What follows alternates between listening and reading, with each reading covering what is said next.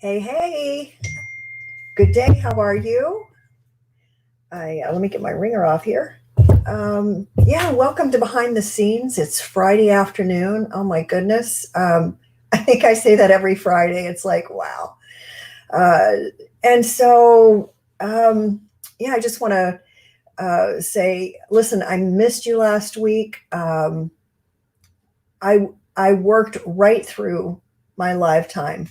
I I've never done that before. Just worked through an appointment. But it's so easy to get our days and times mixed up. And I've been hearing it from others, and it's like, yeah, and I'm human too. So anyhow, I just wanted to get that out there and say it's good to have you, good to be with you this week, and I appreciate you tuning in. It's always my hope that by bringing you behind the scenes, coming into my studio, I can somehow inspire you, encourage you. I think creativity is the best thing ever, and I just sense that more than ever, especially as we are in this time where we're dealing with our emotions in this COVID-19 kind of season. That in spite of that, there's this creative movement that's rising up, and I've really been aware of the tension and really present in the tension. Um, and this morning I was thinking, like, really, what is this, like this tension? And, and I really, um, I have so much excitement about it. It's not an easy time by any stretch, but the possibility that the potentiality, so to speak, of this is just incredible. So as always, I'm just going to begin talking, tell you a little bit about my week. I hope you're inspired, and we're going to see where it takes us. I've got a couple of things laid here that I think I'm going to talk to you about, but we'll see what happens. Um, I just want to know, where are you in this? I'd love to hear from you. So if you could drop a comment in the space below, provide that. I really would love to be able to connect with you in a meaningful way, and especially if you have something to share about your creativity or a dilemma. Maybe you need a creative solution that I can help you with. I'd love to be able to do that for you. So anyway, here we are behind the scenes, and I brought up tension. And I brought up tension, and I was thinking about that this morning and really just meditating and getting, like, I got in tension today. Uh, I really just sat, and I really intentionally went into that space of tension and wanted to explore that. Like, what is that for me? What is that for me right now, today, this morning? And what came to me was just this tension of connection and separation. And in so many ways, I feel so much more connected to you and to those about me, to uh, um, like, just in a more meaningful way. I mean, Zoom and these online meetings and opportunities and classes and workshops, everything's kind of going live these days. And I've been working live and online for several years now, but I just feel like it's like way out in the open now. Like, it's so public and so accepted as a way, because we're looking for meaningful ways to get connected, to reconnect with those about us, to bring as much of what we want to call normalcy into our day, into our life as possible. And video is a great way to do that. So, in that way, like, we're getting a lot stronger connections and more meaningful ways, and extending that way beyond uh, our initial resource. For instance, it was one thing to check out our Facebook feed and look at videos on there, and but this has turned into family Zoom gatherings, and neighborhood gatherings and celebrations online and live, and just an unlimited amount of things are going on in that way. And then at the same time, there's that separation. So there's like an invisible barrier. So while we can connect anytime now, more often than not, I mean, 24/7, we can connect with any given person or group of people.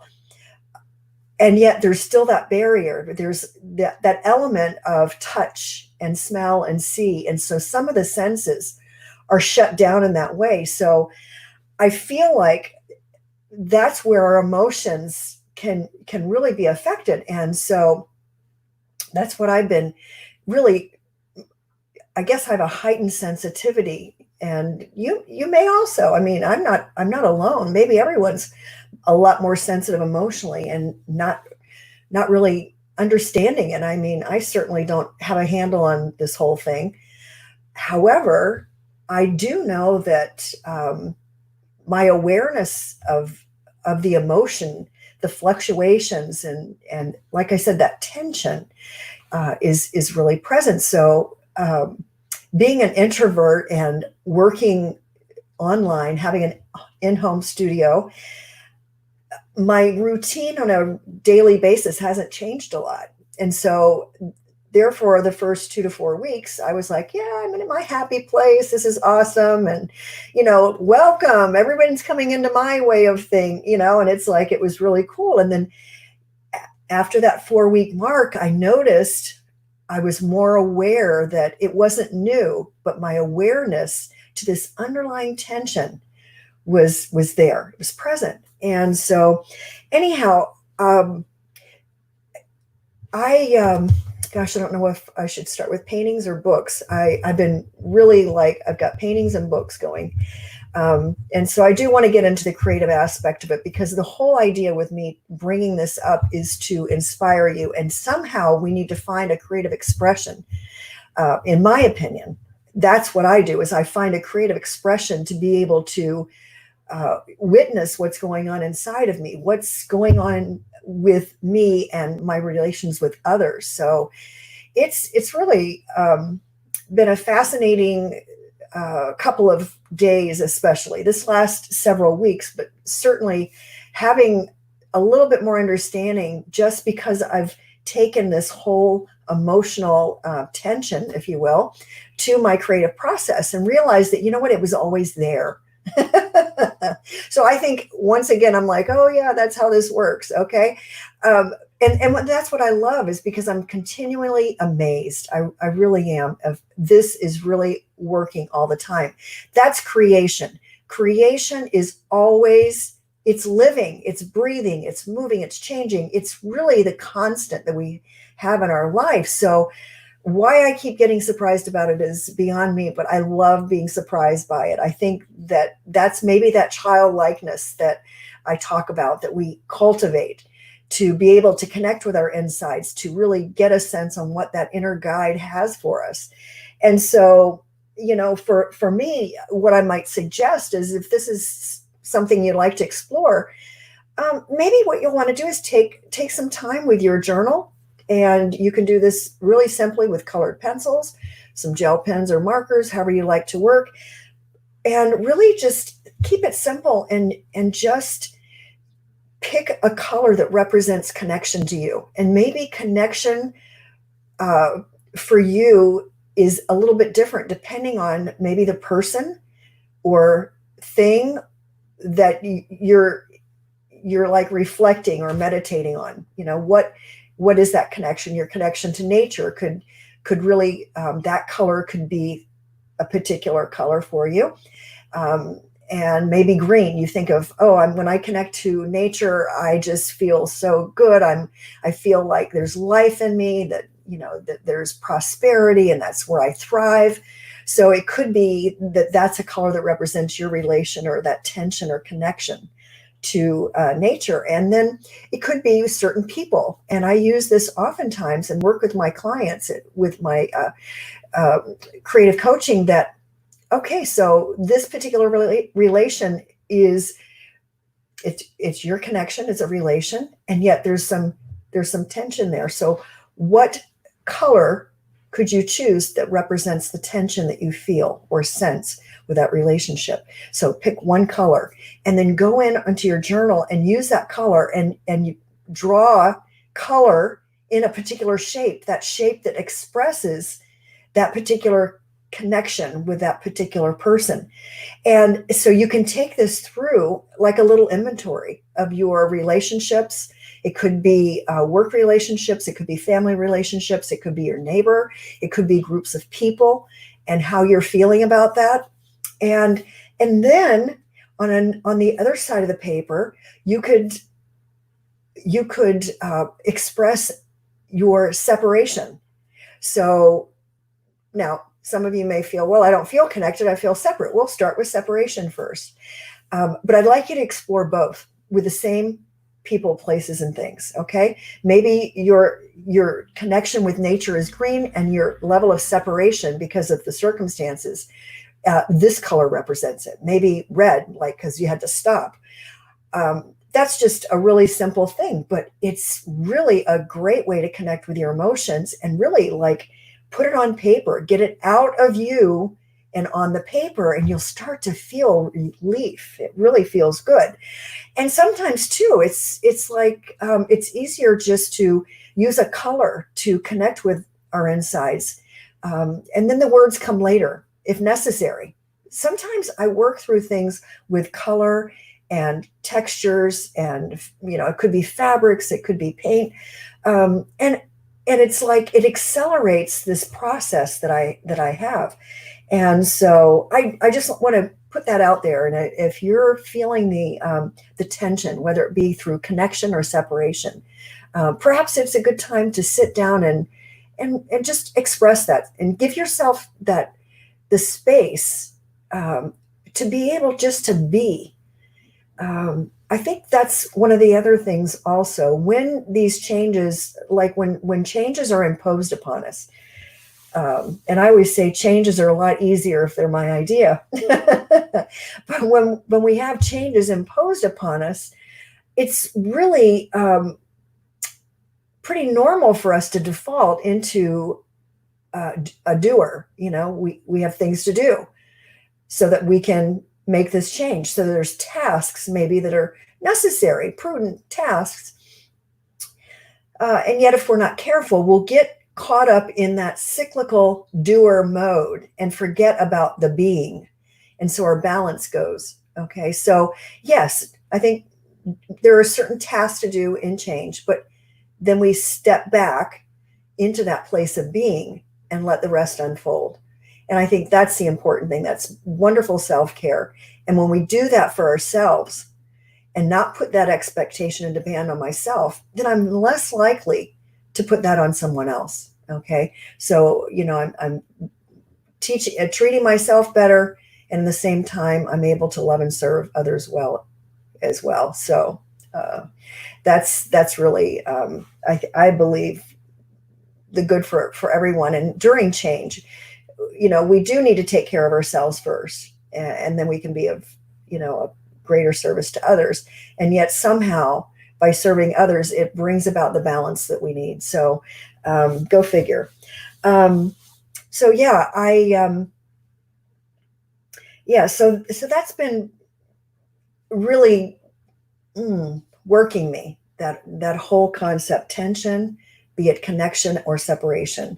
And, tension is necessary for anything to happen. I mean, really. Think about it, whether it be a butterfly, being born from a cocoon. I mean, there's tension in that.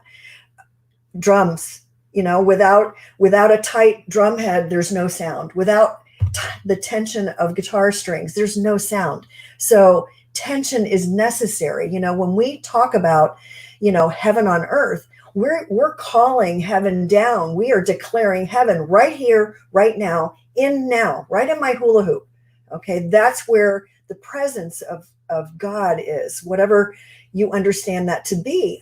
And so that's where the power is. But there's tension in that. I mean, it takes me calling it down and believing for it. So that tension in trust and believe. I mean, if trusting and believing were so easy, everybody would, for everything, all times, no matter what, right? But that's not the case. So the tension is that I have to choose that. So it's available for my choosing. And so it's about the degree of trust and belief that I have to be able to bring something, some life from that tension, and just steward that well. And that's not easy. It really isn't. Sometimes I wake up and I'm like, I don't want to do what I feel I'm called to do. I really don't. And one of the examples I'll have of that is, I don't know, 3 or 4 years ago. Gosh, I can't believe it's been that long. I was taking women through a series for their emotional growth, and I just was so humbled by what I was witnessing in each of these women individually, and then coming together as a group. And as a facilitator, that I would sit there and know each about, all these intimate things about each of these individual women, and the fact that they were all sitting in the same room. And something beautiful, much bigger than me, was orchestrating this whole thing, because I could have never, ever pulled this group together, ever. And it just blows me away. And so I just felt so compelled to pray, just first of all, in thanksgiving for letting me witness this. Because when I don't know, it's just like when you see the hand of God working when I'm just sitting here, I'm just sitting, and all of this stuff is happening. It just blew me over so much. And I just felt compelled to keep praying and praying. And I was like, at first I did it because I needed the relief. I had so much gratitude in me. I had to, release it and release it in prayer. And it was exciting, and yet it kept going and going. And I was like, no, you don't understand. I don't want to be an intercessor. I don't want to be praying my whole life. I don't want to be praying for other people like that. I mean, I'll pray for people, but I don't. And I just never saw myself as that, because so many years I was a fixer. I was a doer. See, I wanted to go in and change things. I wanted to do it for you. And it's taken me a long time and a lot of pain to grow to the place where I realized that when I was busy doing all that, it was really for myself. It was really like, so I could, at the end of the day, say, "Atta girl, look how good you are. Look what all you did." And really it was so self-serving, because I realized too, when I started the shift, and I didn't know I was doing it. I think that's what happens, is like there's a divine shift that takes over.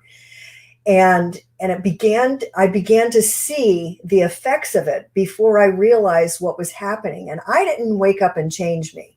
But what I realized is that all of a sudden I was letting people do what they were able to do.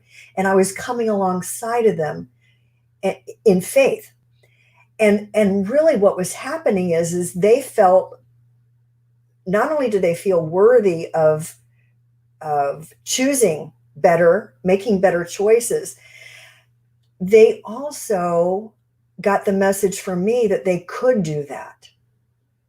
And before, when I was doing it for them, I guess really what I was saying to them without saying it is, you can't do this, so I'm going to do it for you. And I'm much stronger, I'm much better, and I'm more capable.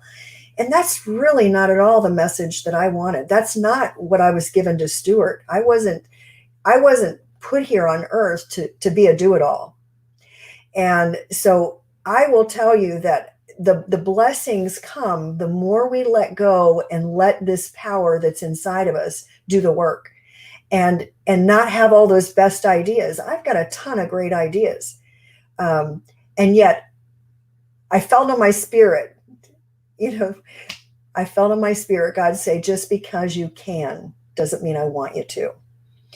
And so there's power in that. So I think, we're maturing in this. We've been gifted and we are talented. And so we are maturing those gifts and talents. And I think it's important. So am I critical of those years? No, I'm not critical at all. I got to learn. We got to start somewhere. We got to go through the process. And that's the other part of it too, is when we allow ourselves to improve and make those changes as the awarenesses come, then others get to witness our growth and that pulls them forward. So there's nothing that's, everything's usable and redeemable.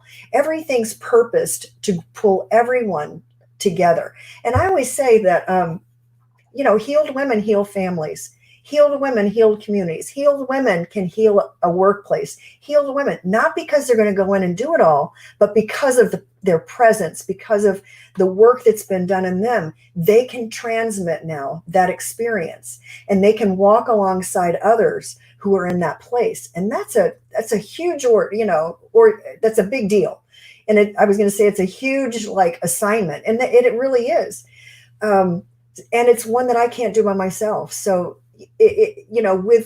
with more comes responsibility. When we get blessed, the blessings require more responsibility, and they also take us into those areas outside our comfort zone. So we end up needing this to connect with this inside wisdom, this guide, this God that we carry inside of us. We need to connect with that more, because that's the creativity. That's what's rising up. And the beautiful part is that more and more of us are in that movement, because today it's necessary for us to all be more creative, to navigate in today's times, to make the changes and adjustments and let this whole coming back into society kind of thing unfold. We do need to be creative. And part of that is just breathing, and it's going to affect us emotionally and spiritually. So anyhow, I do want to get in and talk a little bit about paintings. I got a little late start today because I forgot to post early this morning, and I feel like I'm just getting back on track.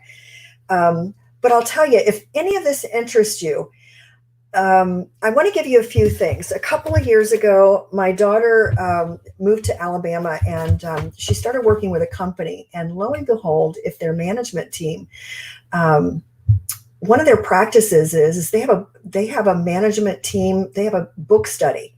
And I was so excited because she called me up and she said, "Mom, we're reading this book now, and I really think you'll like it." And so I'm going to show this to you, Crucial Conversations. Okay, so tools for talking when the stakes are high.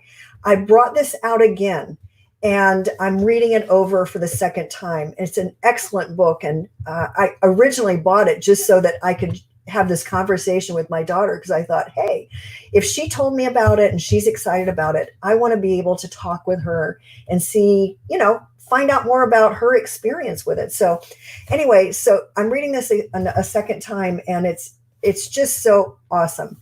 And, it's been very helpful, and I highly recommend it. I don't want to spend a lot of time on it, and certainly didn't plan on doing a lot of book reviews, but the second copy is Crucial Accountability. And this is for tools for resolving expectations, broken commitments, and bad behavior. So anyhow, both fabulous books.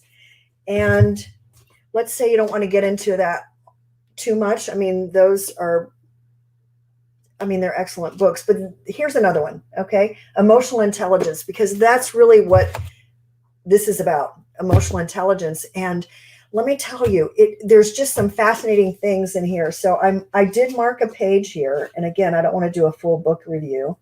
And I thought about it. I was like, maybe we should do a book study. I just love little small group things. I really do. But I'm just going to go here. Let's see. I like this because it's little short excerpts, and there's lots of examples, and those are always helpful.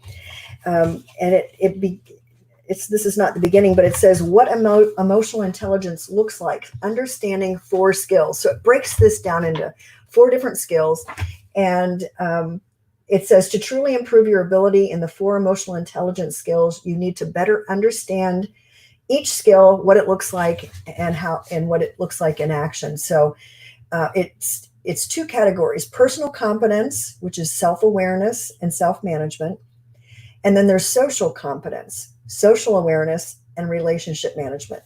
So if this seems exciting to you, this is great. And again, this is the very stuff that we work out in our creativity, and we come together and get to know ourselves and connect with our insides in a more meaningful way. So yes, it helps us to make better decisions. It helps to improve relationships. And that's what I absolutely love about my artwork. So anyhow, if that's interesting to you, check it out. I will put those titles in the post, once the live is complete, and you can check those out if you'd like.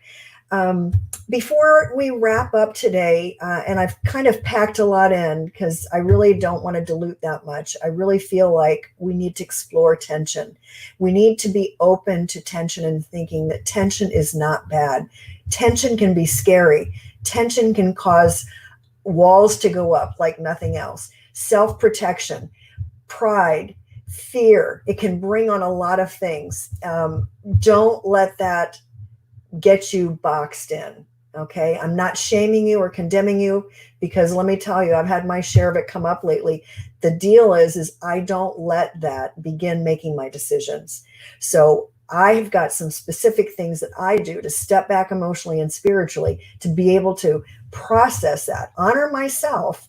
And then also at the same time, I'm not harming others anymore. I'm not poisoning the well. I'm not doing a lot of things that might stir up and make the situation worse. So anyhow, that's exciting. And with that, I thought, I'm going to share my one of my photo albums in Facebook. I'm going to share that with you. I did that a couple of weeks ago, and we talked about doodling, and I got some really good feedback, and it was encouraging to others. So I put together a small album in my Facebook, and I do this and recommend this to coaching clients because it's an easy way for us to review things. And so you make little private albums. You can, and I don't know if you knew that, but you can make an album that's only for yourself. And if you'd like when in coaching, I have them make them private and then add me on as a contributor. And that way we can work together and we can talk about the whether it be doodling or art or, whatever their journaling is looking like at the time. So anyway, so I made a small little album, and I thought I'd share a little bit with you and let you know. The reason I thought of this is the tension, because years ago I painted a painting, and I cannot find the painting. Okay. And really when I finished, I painted this live during worship at church. And what I felt was tension coming, the tension of heaven and earth coming together. And it was just a very simple painting, but very powerful. And a couple of, I guess it was either early this year or the latter part of last year, I began painting that picture. And so this is me painting over it. So it's the tension is still there. It's the underpainting. But I began painting this, and then I stopped. And I stopped because I wasn't feeling anything more. Like I didn't know where to go from here. And I think it's really important to know when to stop. If you're not feeling anything, don't keep pressing on. It's better to step back emotionally and spiritually. Now, interestingly enough, that it wasn't until let me scoot forward a little bit. Let's see, a couple of weeks ago, I was telling you that I was processing my own thing. Well, this is a little drawing from my journal, just to let you know that, I express myself. Now, looking at this picture, you can see there's a lot going on up in the mind, right? And the mind is like exaggerated. but it's also very visible. So it's like that desire to have the open mind. And it's being very vulnerable because it's like it's right out there. People can see it. There's no hiding anything. It's not under hair. It's not under a scalp. It's out there. And also too, some of the things that were going on is that you can see right here by the I've got these parentheses. Well, those are my ears, okay? Because my ears, I have tinnitus in my ears, and this is the worst ear. And so, honestly, when I go places or if I've got company or my family knows this, I sit where I can hear you. Because if the TV is going or someone's speaking, it dilutes that. So I have to position myself. But so, and I didn't intentionally make this happen, but it's just like remarkable how when we just let the pen go, it begins to tell our story. And you can see here that, this is like just the tension of the brows coming together. All right. Isn't that wild? In the squinting of the eyes. And, it's like I had a dream the night before that I was, and I don't remember the whole dream. I'm not really one of those that wakes up and has a vivid recollection of a dream, but I remember being in the dream and trying to scream or yell, and there was no sound coming out. And I could feel my whole body screaming, but nothing was coming out. And so it made me feel very powerless, like I couldn't get help. So you can see these little rings around here, my body, and there's no arms. It's like I couldn't help myself.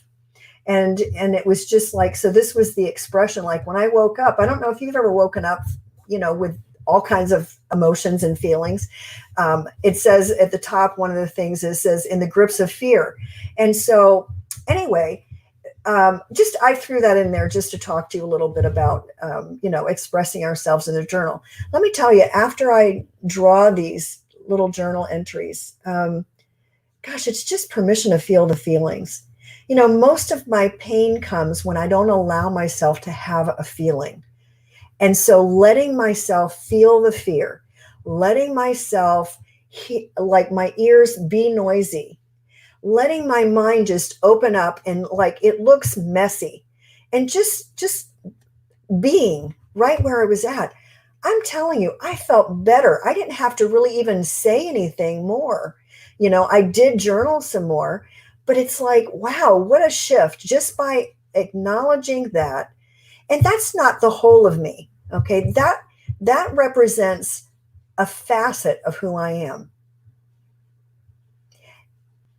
That's just one little part of me. And it could be that little gal inside of me who just doesn't understand, and just doesn't understand and trying to get my attention. And this is how she's expressing herself. So, just recognizing and honoring those feelings inside of ourselves. We don't have to, because listen, I would go long periods of time before I'd even allow myself to be human and to have a feeling. And I'll tell you, I thought I was managing well, but what I didn't realize until much later was that these feelings were making my decisions. These feelings told me who to talk to, who not to talk to, what to do, what not to do, told me how to treat other people and myself. And it was not a healthy practice. So I strongly support this kind of art journaling. Expressive art is really the crux of my practice and where I take women. Now, this is what I drew right afterward. Not the same day, but like the next day, I believe it was. And I don't have dates on these. I have a date on this one, but not on the one before. Okay. So I wrote, as she continues, her innocence returns. Each day she exhales the breath that was put into her being, into a balloon, trusting and believing in his promises. She can count on him for all things. And really, this is such a beautiful, simple piece of that transformation. That transformation where today I'm showing up with more trust and belief than I did yesterday. Still have the self-protection going. And if you'll notice, the balloon is large, so it kind of encircles her heart, her breast, her throat, her face, and in her mind. So all of those areas that she feels when she's full of fear, all right, those were all in the balloon and then some. And it's like such a beautiful thing. Like she can just imagine that protection, and the protection is not her. And it's like this balloon is causing her to lift her spirits and to know that she is safe and protected, and she can relax and take it easy. I mean, balloons are just represent so many neat things. So anyhow, I just wanted to show you that. And then it's just amazing because, okay, so this is April 22nd. So a couple of days later, in quiet time, again, this is the beginning of some more awarenesses. And I've been working with women for, about 40 years. And I say that because I was in the beauty business for almost 40 years. So in addition to mentoring and ministry that I did and healing arts, I sat with women and I basically worked on their outsides, but I heard a lot about their insides. Today, it's such a blessing because I mainly work with women's insides and it affects their outsides. So it's like reversed, and I love it, because what is within is without. And transformed women do have transformed lives, and that's the whole idea. So it's really exciting. But over the years, I've heard these stories, and so what I felt on my spirit lately is really to start releasing some of these stories, and not specific stories, but throughout the years, like I could.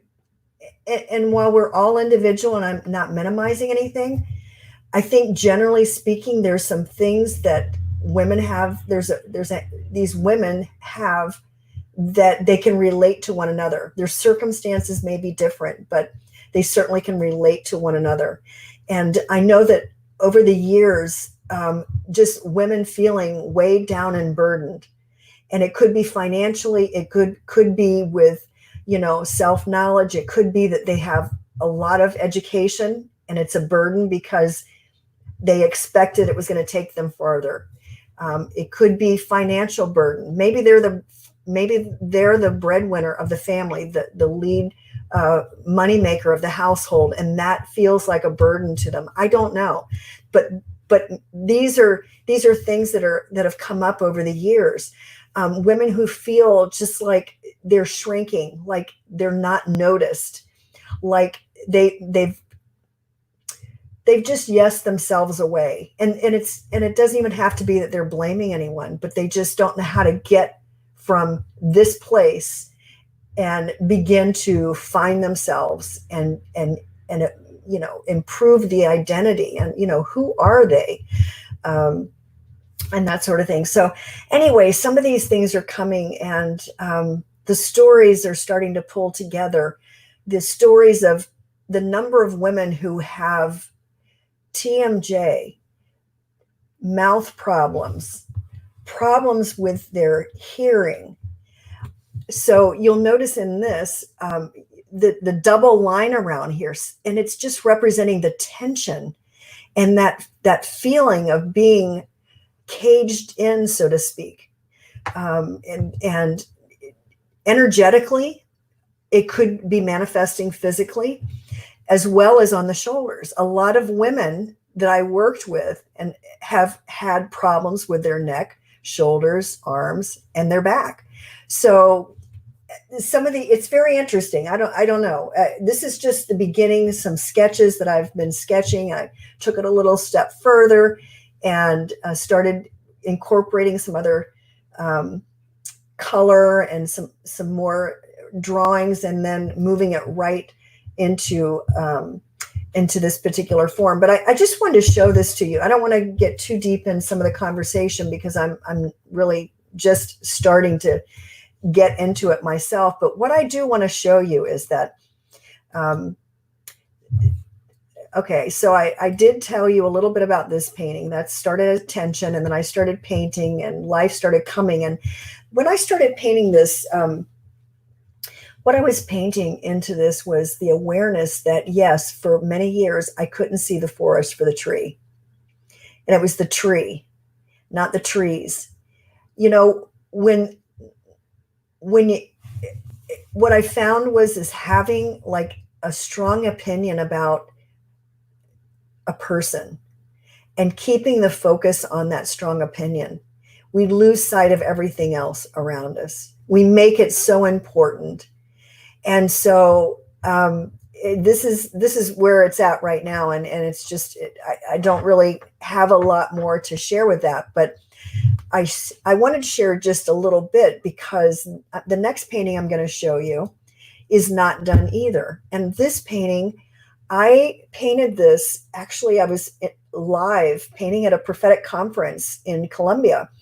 And I was in Bogota at this weekend prophetic conference, and we were worshiping, and it was incredible. I'll have to tell that whole story sometime, but this was the third day. And so this particular painting did not get finished.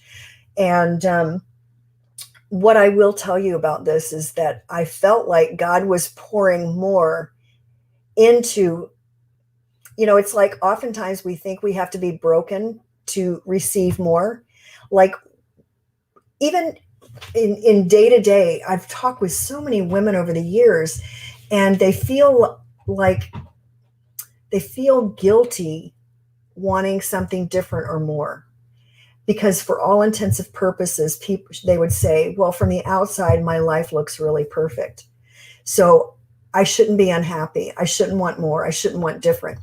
And so this painting really speaks to that. It speaks to the fact that God wants to continue pouring more into your already fertile ground, already this beautiful soil, already this heart that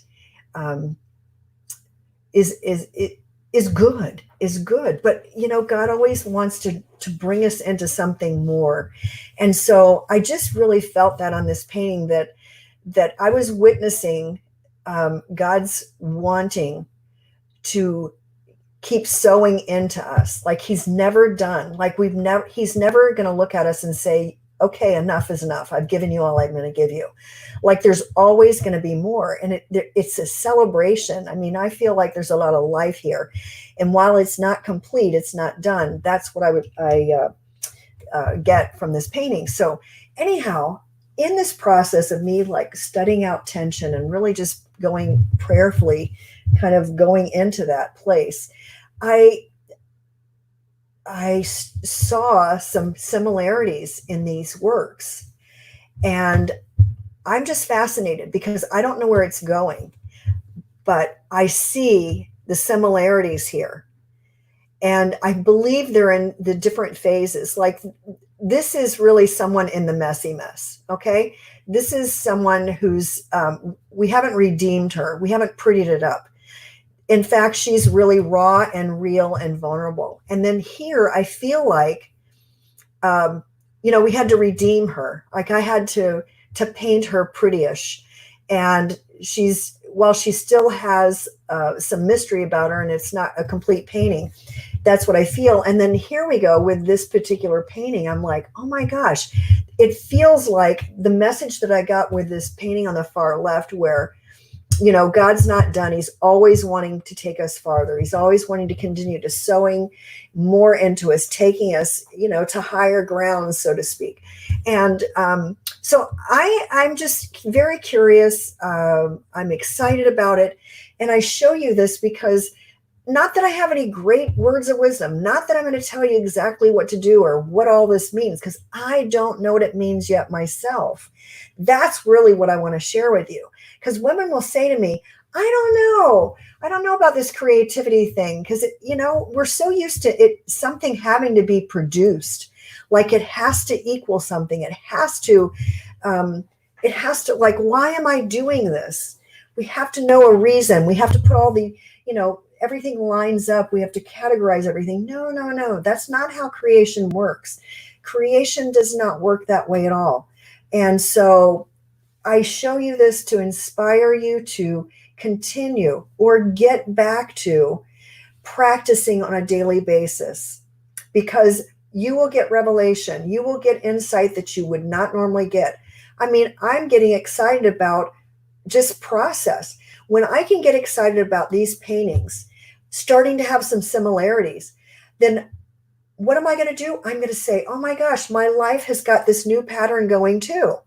It's what is within is without. So anything that I'm painting is something that's inside of me. Could be a story. It could be a series of stories. It could be that I've got this ongoing process that's supposed to be, and I am sewing into it, and I'm pressing in, and I'm believing in process. What happens as a result of it? I don't know. I don't have any expectations or demands today.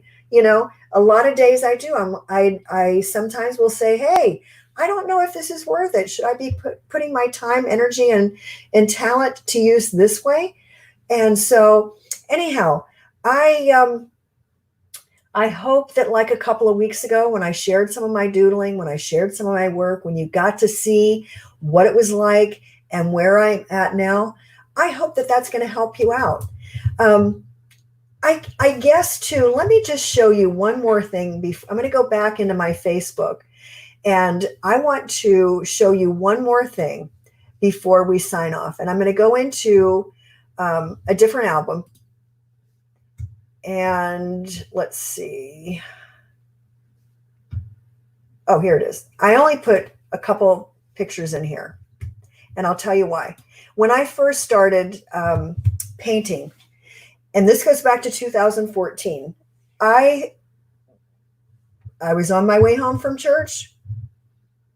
I had started to see some pictures in my mind, and I was just quiet. I was by myself, and I felt on my spirit, paint it.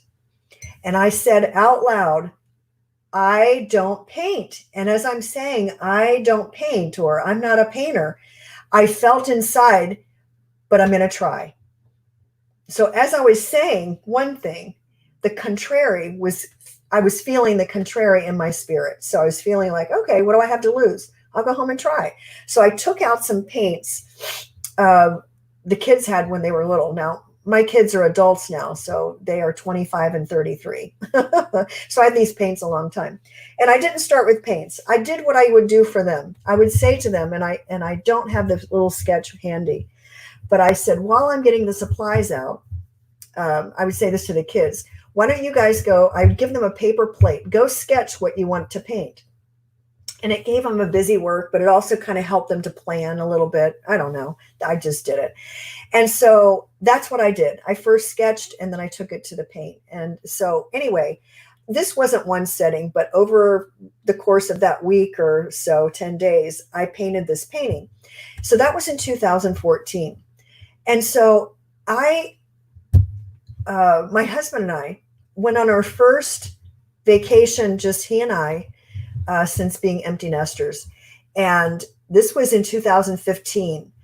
And what I did is we were hiking, and I had sandals on that day. I'm not much of a tennis shoe wearer. So this was my first time in North Carolina in the mountains. Now, I had been to North Carolina the year before, but I didn't get a chance to get out. I went to an artisans conference, and we were busy the whole time. So I didn't get out and about at all. So anyway, we're hiking in this area, and my husband and I, as we're coming around, I start getting this quickening in my spirit, like this excitement welling up. And I thought, what's this all about? And it's like an excitement that you would get if you saw someone that you hadn't seen for a long time, and you were just ecstatic, right? And I thought, wow, how unusual. So as we come around the little bend, I look, and there is what I painted. It's the exact in my head, I was like, this is exactly what I painted. I never even like had to think about it. It just was. So I said to my husband, I got to go stand on the rock, just like in the painting. And so anyway, this is not the greatest picture of me, but oh, it's such a sweet time and such a great memory. So here we go. Here we are. And it's just amazing how that happened. So anyway, I want to just encourage you, because this painting, it was the encouragement I needed. It was like one of those hugs that you get, where you know that you're on the right track. You know, something is happening, and it's a very special time. And it's just as simple as the color is like a language, and it's a language. It's something that connects us to our insides. And having like this new tool was such a beautiful experience. And it has served me so well over these years, so well indeed, that I share that with other women. And that's the crux of my creative coaching. So I'm excited. I love to share this with others and tell my story a little bit, in the hopes that, perhaps it's going to help you and give you some more insight and inspiration. And just know that I'm working on some things I'm totally excited about. I'm going to share about it in the next couple of weeks. And in the meantime, just give space to some time for yourself. It's great self-care. Just explore a little bit about tension. What is the tension that you're experiencing today? Maybe you haven't really thought that you were feeling the tension, but maybe it'd be a good idea that you just kind of sat with yourself a little bit and just try to connect with your insides and see what that's like. We all have different degrees of tension, and some days it can be higher than others, but just explore tension and the connection between in the aspects of connection and separation. All right. I just feel like those are three words that we need to really pay attention to. And those are key words to help us as we navigate these times for the COVID-19 virus and what life is like. It's the very essence of, like this new grid. It is what it is. And I think when we let creativity help us to experience what it is we're feeling, you're going to feel a lot better. And you're going to find that maybe the answers aren't what you thought they were, but they're going to feel right. And you're going to know that. And it might not happen right away. Give it a week, 7 days in a row. And if you have any questions or if you'd like to talk about it more, just message me. I'd love to talk with you about that. So I'm going to put the link for those couple of books in the post once this live is gone and finished. And if you are not a part of my art group, you can check out the Sarah Oliver Women's Art Group. It's WAG. And I will hope to see you there, really. So be safe, be well, and get creative. All right. Bye-bye. See you next week. Bye-bye.